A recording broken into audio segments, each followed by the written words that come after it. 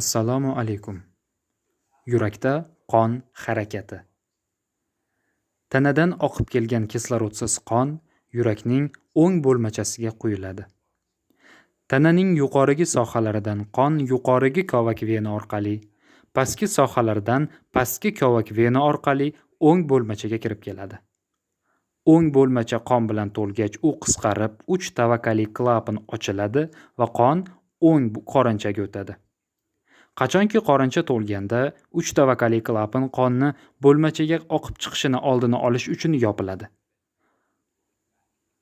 O'ng qorincha qisqaradi, pulmonar klapan ochiladi, qon pulmonar arteriyaga o'tib, u orqali o'pkaga boradi.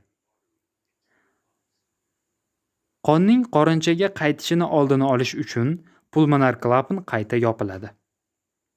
Kislorodga boy qon o'pkadan o'pka venasi orqali yurakning chap bo'lmachasiga qaytib keladi. Chap bo'lmacha qon bilan to'lgach, qisqarib, mitral klapan orqali qonni chap qorinchaga chiqarib beradi. Yurakning o'ng tarafida esa ayni vaqtda biz avval ko'rib o'tgan qonning bo'lmachadan qorinchaga o'tishi sodir bo'lib o'tadi.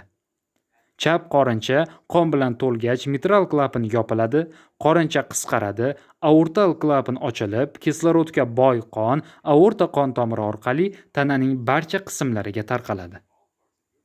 Ayni paytda yurakning o'ng sohasida qorincha qonni o'pka arteriyasiga haydab berayotgan bo'ladi. Qonning aortadan yurakka qaytishini oldini olish uchun aortal klapan tezda yopiladi. Yurakning yuqori sohasida bo'lmacha qon bilan to'lib, yurak sikli qayta takrorlash boshlanadi.